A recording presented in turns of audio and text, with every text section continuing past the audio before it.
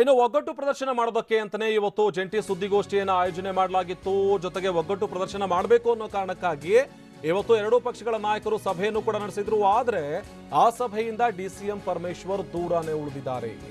ಸಭೆಗೆ ಬಾರದೆ ತನ್ನ ಅಸಮಾಧಾನವನ್ನ ಹೊರಹಾಕಿದ್ರು ಪರಮೇಶ್ವರ್. ಸಭೆ ಬಗ್ಗೆ ತಿಳಿದಿದ್ರು, ಬೆಳಗ್ಗೆ ತುಮಕೂರಿಗೆ ತೆರಳಿದ್ದಾರೆ.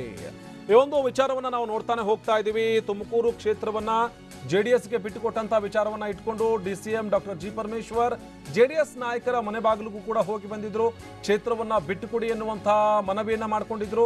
ಆದ್ರೆ ಅದೆಲ್ಲವೂ ಕೂಡ ಎಲ್ಲೋ ಒಂದು ಕಡೆ ಸಫಲ ಆಗಿಲ್ಲ. ಇದೇ ಕಾರಣಕ್ಕಾಗಿ ತಮ್ಮ ಅಸಮಾಧಾನವನ್ನ ಹೊರಹಾಕುವ ನಿಟ್ಟಿನಲ್ಲಿ ಇವತ್ತಿನ ಸಭೆಗೆ ಅವರು ಗೈರಾದ್ರು ಅನ್ನುವಂಥ ವಿಚಾರವೂ ಕೂಡ ಕೇಳಿ ಬರ್ತಾ ಇದೆ. ಯಾಕಂದ್ರೆ ಇವತ್ತು ನಡೀತಾ ಇರುವಂತಹ ಈ ಜಂಟಿ ಸುದ್ದಿಗೋಷ್ಠಿ ಅಥವಾ ಅದಕ್ಕೂ ಮುನ್ನ ನಡೆದಂತಹ ಒಗ್ಗಟ್ಟು ಪ್ರದರ್ಶನದ ಆ ಸಭೆ ಎರಡೂ ಕೂಡ ಕಾಂಗ್ರೆಸ್ ಹಾಗೂ ಜೆಡಿಎಸ್ ನ ಪಾಲಿಗೆ ಮಹತ್ವದ್ದು. ಯಾಕಂದ್ರೆ ಇಬ್ರು ಮೈತ್ರಿಯನ್ನ ಮಾಡ್ಕೊಂಡು 28 ಕ್ಷೇತ್ರಗಳಲ್ಲಿ ಸ್ಪರ್ಧೆಯನ್ನ ಮಾಡ್ತಾ ಇರೋ ಕಾರಣಕ್ಕಾಗಿ 20 ಕ್ಷೇತ್ರದಲ್ಲಿ ಇವರು, 8 ಕ್ಷೇತ್ರದಲ್ಲಿ ಅವರು. ಸ್ಪರ್ಧೆ ವಿಚಾರಕ್ಕೆ ಬಂದ್ರೆ ನಾಯಕರ ಮಧ್ಯದಲ್ಲಿರುವಂತಹ ಭಿನ್ನಾಭಿಪ್ರಾಯ, ಕಾರ್ಯಕರ್ತರ ಬಳಿಯಲ್ಲಿರುವಂತಹ ಒಡಕಿನ ಮನಸ್ಸು ಎಲ್ಲವನ್ನೂ ಕೂಡ ಶಮನ ಮಾಡಬೇಕು ಅನ್ನುವಂಥ ವಿಚಾರಕ್ಕಾಗಿ ನಡೆದಂತಹ ಸಭೆಯಿಂದ ಇಂಥದ್ದೊಂದು ಮಹತ್ವದ ಸಭೆಗೆ ಡಾಕ್ಟರ್ ಜಿ ಪರಮೇಶ್ವರ್ ಯಾಕೆ ಗೈರಾದ್ರು? ಸಭೆ ಇದೆ ಅನ್ನೋದು ಗೊತ್ತಿತ್ತು, ಸಭೆ ನಂತರದಲ್ಲಿ ಜಂಟಿ ಸುದ್ದಿಗೋಷ್ಠಿ ಇದೆ ಅನ್ನೋದು ಕೂಡ ಗೊತ್ತಿತ್ತು. ಆದ್ರೆ ಆ ಸಭೆಗೆ ಡಾಕ್ಟರ್ ಜಿ ಪರಮೇಶ್ವರ್ ಅವರು ಗೈರಾಗಿರೋದು ಸಾಕಷ್ಟು ಮತ್ತೊಂದು ಹಂತದ ಚರ್ಚೆಗೆ ಗ್ರಾಸ ಆಗ್ತಾ ಇದೆ. ಯಾಕೆ ಅವರು ಗೈರಾಗಿದ್ರು? ಸ್ಪಷ್ಟನೆನೇನೋ ಕೊಟ್ಟರು, ಆದರೆ ಆ ಸ್ಪಷ್ಟನೆಗೆ ತಕ್ಕ ಹಾಗೆ ನಡೆದಂತಹ ಒಂದಷ್ಟು ನಡಾವಳಿಗಳು, ಜೊತೆಗೆ ನಡೆದಂತಹ ಒಂದಷ್ಟು ವಿದ್ಯಮಾನಗಳು ಸಹಕರಿಸ್ತಾ ಇಲ್ಲ. ಯಾಕಂದ್ರೆ ಕೊಟ್ಟಂತ ಸ್ಪಷ್ಟನೆ ಇಷ್ಟೇ ಇತ್ತು, ಅವರಿಗೆ ಪೂರ್ವ ನಿಗದಿ ಆಗಿರುವಂತಹ ಕಾರ್ಯಕ್ರಮ ಇತ್ತು, ಈ ಕಾರಣಕ್ಕಾಗಿ ಅವರು ಗೈರಾಗಿದ್ದಾರೆ ಅಂತ. ಆದ್ರೆ ಇಂಥದ್ದೊಂದು ದೊಡ್ಡ ಮಟ್ಟದ ಸಭೆ, ತುಂಬಾ ಇಂಪಾರ್ಟೆಂಟ್ ಆಗಿರುವಂತಹ ಸಭೆ, ಇಂತಹ ಸಭೆಯನ್ನೇ ಬಿಟ್ಟು ಡಾಕ್ಟರ್ ಜಿ ಪರಮೇಶ್ವರ್ ಅವರು ಯಾಕೆ ತುಮಕೂರಿಗೆ ತೆರಳಿದ್ರು ಅನ್ನುವಂಥ ವಿಚಾರ ಈಗಷ್ಟೇ ಸ್ಪಷ್ಟವಾಗಬೇಕಿದೆ. ಆದರೆ ಇರುವಂತಹ ಮಾಹಿತಿಯ ಪ್ರಕಾರ ತಮ್ಮಲ್ಲಿರುವಂತಹ ಅಸಮಾಧಾನವನ್ನ ಸಭೆಗೆ ಗೈರಾಗುವ ಮೂಲಕ ಡಾಕ್ಟರ್ ಜಿ ಪರಮೇಶ್ವರ್ ವ್ಯಕ್ತಪಡಿಸಿದ್ದಾರೆ ಎನ್ನುವಂಥ ಮಾತುಗಳು ಕೇಳಿ ಬರ್ತಾ ಇವೆ.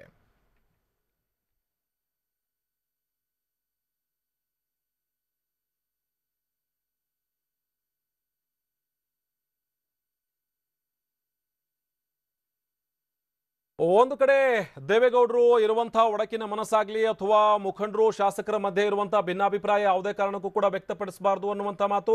ಮತ್ತೊಂದು ಕಡೆ ಸಿದ್ದರಾಮಯ್ಯ ಹೇಳ್ತಾ ಇದ್ದಾರೆ, ಯಾವ ಕಾರಣಕ್ಕೂ ಕೂಡ ಜೆಡಿಎಸ್ ಹಾಗೂ ಕಾಂಗ್ರೆಸ್ ಪಕ್ಷಗಳು ಬೇರೆ ಬೇರೆ ಅಲ್ಲ, ಎರಡೂ ಪಕ್ಷಗಳು ಹೊಂದಾಣಿಕೆಯನ್ನು ಮಾಡಿಕೊಂಡು ನಾವು ಚುನಾವಣೆ ಎದುರಿಸ್ತಾ ಇದ್ದೀವಿ. ಇಂಥ ಸಂದರ್ಭದಲ್ಲಿ ಯಾರೂ ಅಸಮಾಧಾನವನ್ನು ಹೊರಹಾಕೋದು ಬೇಡ ಅನ್ನುವಂಥ ವಿಚಾರವನ್ನು ಹೇಳ್ತಾ ಇದ್ರು. ಅದರ ಜೊತೆಗೆ ಬೇರೆ ಬೇರೆ ವಿಚಾರಗಳು ಕೂಡ ಜಂಟಿ ಸುದ್ದಿಗೋಷ್ಠಿಯಲ್ಲಿ ವ್ಯಕ್ತವಾಗ್ತಾ ಹೋಯ್ತು. ಇದೇ ವಿಚಾರಕ್ಕೆ ಸಂಬಂಧಪಟ್ಟ ಹಾಗೆ ನಮ್ಮ ಪ್ರತಿನಿಧಿ ಪ್ರಮೋದ್ ನೇರ ಸಂಪರ್ಕದಲ್ಲಿ ಜಾಯ್ನ್ ಆಗಿದ್ದಾರೆ. ಪ್ರಮೋದ್, ಒಂದೆರಡು ಪ್ರಮುಖವಾದಂತಹ ವಿಚಾರ, ಒಂದು ಕಡೆ ಕಾರ್ಯಕರ್ತರಲ್ಲಿರುವಂತಹ ಅಸಮಾಧಾನವನ್ನು ಶಮನಗೊಳಿಸೋದು, ಮತ್ತೊಂದು ಕಡೆ ನಾಯಕರ ಮಧ್ಯೆ ಇರುವಂತಹ ಭಿನ್ನಾಭಿಪ್ರಾಯವನ್ನ ಶಮನಗೊಳಿಸೋದು. ಅದರ ಜೊತೆಗೆ ಇವತ್ತಿನ ಇಂಪಾರ್ಟೆಂಟ್ ಸಭೆಗೆ ಯಾಕೆ ಜಿ ಪರಮೇಶ್ವರ್ ಅವರು ಗೈರಾದ್ರು ಅನ್ನುವಂಥ ವಿಚಾರವೂ ಕೂಡ ಇಂಪಾರ್ಟೆಂಟ್ ಆಗುತ್ತೆ. ಅದಕ್ಕೆ ಸ್ಪಷ್ಟನೆ ಸಿಕ್ಕರೂ ಕೂಡ ಅದಕ್ಕೆ ಹೊಂದಾಣಿಕೆ ಆಗ್ತಾ ಇದೆಯಾ ಹೇಗೆ ಪ್ರಮೋದ್? ಆನಂದ್, ಕಾಂಗ್ರೆಸ್ನ ನಾಯಕರು ಎಷ್ಟೇ ಸಮರ್ಥನೆ ಕೊಡಲಿ ಅಥವಾ ಕಾಂಗ್ರೆಸ್ನ ನಾಯಕರು ಯಾವುದೇ ಕಾರಣಗಳನ್ನ ಕೊಡಲಿ, ಆದರೆ ಒಂದಂತೂ ಸತ್ಯ, ಪರಮೇಶ್ವರ್ ಅವರು ಇತ್ತೀಚಿನ ರಾಜಕೀಯ ವಿದ್ಯಮಾನಗಳಿಗೆ ಸಂಬಂಧಪಟ್ಟಂತೆ, ಅದರಲ್ಲೂ ಪ್ರಮುಖವಾಗಿ ತುಮಕೂರು ಲೋಕಸಭಾ ಕ್ಷೇತ್ರಕ್ಕೆ ಸಂಬಂಧಪಟ್ಟಂತೆ ಖಂಡಿತವಾಗ್ಲೂ ಅವರಿಗೆ ಸಂತುಷ್ಟ ಇಲ್ಲ. ಅವ್ರು ಖಂಡಿತವಾಗ್ಲೂ ಇವರಿಗೆ ಅಸಮಾಧಾನ ಇದೆ ಅನ್ನುವಂಥದ್ದು ಕೂಡ ಒಂದು ಸ್ಪಷ್ಟವಾದಂಥ ವಿಚಾರ. ಯಾಕಂದ್ರೆ ಇದು ಅತ್ಯಂತ ಪ್ರಮುಖವಾದಂಥ ಸಭೆ. ಕಾಂಗ್ರೆಸ್ನ ನಾಯಕರು ಹಾಗೂ ಜೆಡಿಎಸ್ನ ಹಿರಿಯ ನಾಯಕರು ಎಲ್ಲರೂ ಕೂಡ ಸೇರಿ, ಅದರಲ್ಲೂ ದೇವೇಗೌಡರು ಹಾಗೂ ಕಾಂಗ್ರೆಸ್ನ ಇನ್ನಿತರ ಹಿರಿಯ ನಾಯಕರೆಲ್ಲರೂ ಕೂಡ ಸಭೆ ಮಾಡ್ತಾ ಇರುವಂತಹ ಸಂದರ್ಭದಲ್ಲಿ ಪರಮೇಶ್ವರ್ ಅಂತ ಪ್ರಮುಖ ನಾಯಕ ಅಂದ್ರೆ ಈಗಾಗಲೇ ಜೆಡಿಎಸ್ ಆ ಒಂದು ಸೀಟನ್ನ ಕಾಂಗ್ರೆಸ್ ತಂದಾಗಿಸಿಕೊಂಡಿದೆ ಅಥವಾ ಕಾಂಗ್ರೆಸ್ ಜೆಡಿಎಸ್ಗೆ ಬಿಟ್ಟುಕೊಟ್ಟಿದೆ.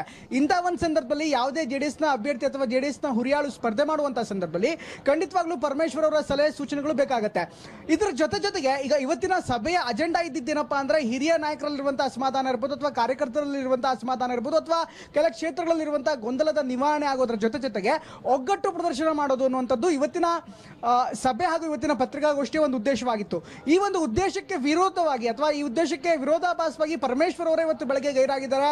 ಇವತ್ತು ಬೆಳಗ್ಗಿಂದಲೇ ಅವರು ಖಾಸಗಿ ಕಾರ್ಯಕ್ರಮದ ನಿಮಿತ್ತ ಹೊರಗಡೆ ಹೋಗಿದ್ದಾರೆ, ತುಮಕೂರಿಗೆ ಹೋಗಿದ್ದಾರೆ ಅನ್ನುವಂಥ ಮಾಹಿತಿ ಲಭ್ಯವಾಗ್ತಾ ಇದೆ. ಪರಮೇಶ್ವರ್ ಅವರು ಖಂಡಿತವಾಗ್ಲೂ ಈ ಎಲ್ಲ ಡೆವಲಪ್ಮೆಂಟ್ಗೆ ಸಂಬಂಧಪಟ್ಟಂತೆ ಖುಷಿಯಾಗಿಲ್ಲ. ಯಾಕಂದ್ರೆ ತುಮಕೂರು ಲೋಕಸಭಾ ಕ್ಷೇತ್ರವನ್ನು ವಾಪಸ್ ಕೊಡಿ ಅಂತ ಪದೇ ಕೇಳಿದ್ರು. ಆದರೆ ಇದು ಕಾಂಗ್ರೆಸ್ ಹೈಕಮಾಂಡ್ನ ನಿರ್ಧಾರ, ರಾಹುಲ್ ಗಾಂಧಿ ಅವರ ತೀರ್ಮಾನ, ಹೀಗಾಗಿ ಬದಲಾಯಿಸೋದಕ್ಕೆ ಸಾಧ್ಯವಿಲ್ಲ ಅನ್ನುವಂಥ ಮಾತು ಕೂಡ ಕೇಳಿಬಂದಿತ್ತು. ಜೊತೆಗೆ ಜೆಡಿಎಸ್ ಕೂಡ ತುಮಕೂರು ಕ್ಷೇತ್ರವನ್ನು ಬಿಟ್ಕೊಡೋದಕ್ಕೆ ಸಿದ್ಧರಲ್ಲ.